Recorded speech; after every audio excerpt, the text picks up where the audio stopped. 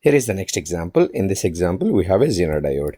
So input voltage is 10 sine omega t, resistance is 5 kilo ohm, VZT is 6.5 volts. That means in forward biased condition, it will act like an ordinary diode. In reverse biased condition, when it reaches to 6.5 volts, it will clip it at 6.5, or the voltage across this diode is going to be always 6.5 volt. Since we have only one element, which is diode, one semiconductor element, which is diode. So this diode is going to act like either open or closed. So first case, I'm going to take this as open. So when it is acting like open switch, what's going on?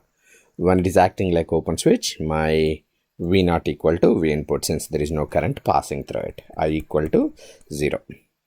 Now when this is going to be open, remember this is in reverse biased condition, so it must be minus 0.7 to 6.5. So as long as this VG is in between these numbers, that's going to act like an open switch. Now what is my V naught? I can say that must be VZ plus 5 volts.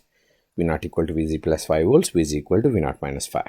So I'm going to substitute VZ here, V naught minus 5, and I'm going to take the 5 both sides. We'll end up with as long as if V input is, and V naught I'm going to replace it with V input, as long as V input is between 4.3 volts and 11.5 volts, my V naught equal to V input.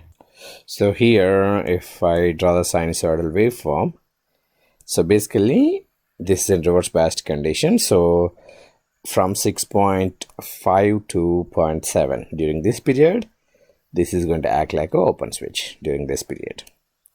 Okay, now I found the output. Now here this is going to act like closed, but here the period we are looking at, this period above 6.5 volts. So here, if this is the case, V naught equal to 6.5 plus 5, which is 11.5 volts. Okay, V naught equal to 11.5. So definitely there is some current passing through this. I must be greater than 0. So I must be greater than 0. Vn minus V naught over 5k must be greater than 0. Vn must be greater than 11.5. So if Vn is greater than 11.5, then V naught equal to 11.5 volts. By the way, our input voltage is only 10 sine omega t, so it's not going to bother us much. What if I have 20 sine omega t? I'm going to draw that output too. So if V input is 20 sine omega t, then definitely we need to consider this condition is going to kick in.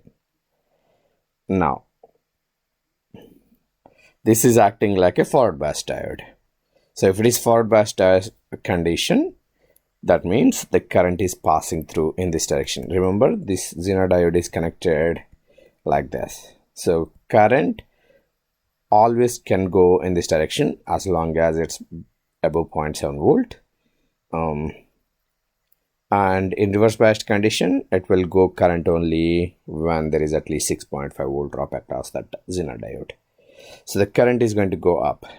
Okay, so here V naught equal to, based on this, I found this is plus minus, you can see 5 minus 0.7 will give you 4.3 volts. V naught equal to 4.3 volts. Now here I is greater than 0. I took a small break here, so I don't know where I stopped here. So I'm going to continue from here. Okay, so here I'm taking this Zener diode is in forward biased condition. So if it is forward biased condition, remember that Zener diode is connected like this.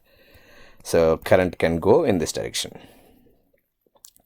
So current is going from anode to cathode, from 0 to lower voltage. So Vn must be negative cycle anyway. So if that is the case, V naught equal to 5 minus 0.7, which is 4.3 volts. I must be greater than 0, so I is flowing from bottom to up. So V naught minus, Vn over 5k must be greater than 0. So 4.3 minus Vn must be greater than 0. So Vn must be 4.3 volts. So if based on this, if Vn is, my apology, here Vn is less than 4.3 volts. So if Vn is less than 4.3 volts, then Vout equal to 4.3 volts. If from the previous condition, right here, if Vn is greater than 11.5 volts, V naught equal to 11.5 volts. If Vn is between 4.3 and 11.5, then V naught equal to Vn. So the waveform is going to be look like this. First, I'm going to take input voltage as 10 volts. So 10 sine omega t. So voltage is changing from plus 10 volts to minus 10 volts. So that's omega t. This is my Vn. Now we're looking at V output. Here is my V output. So based on these three conditions. So from the first, if Vn is less than 4.3 volts, then Vout equal to 4.3.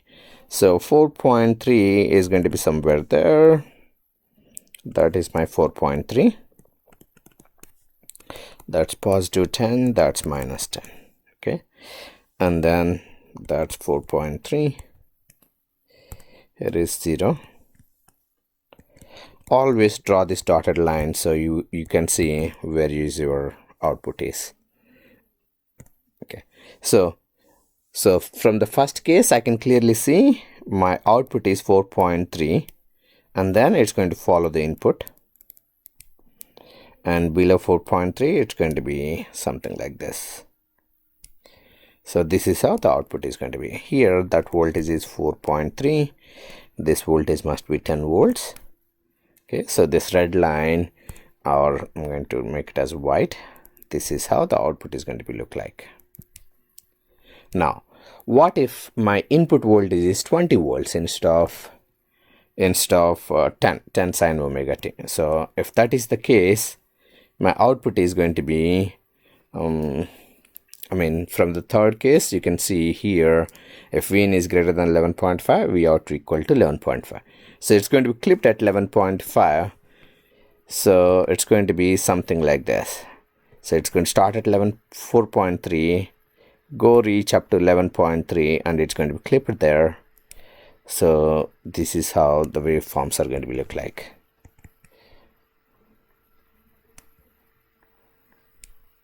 Okay, so it's going to start at 4.3 volts, clipped at 11.3 volts if the input is 20 sine omega t.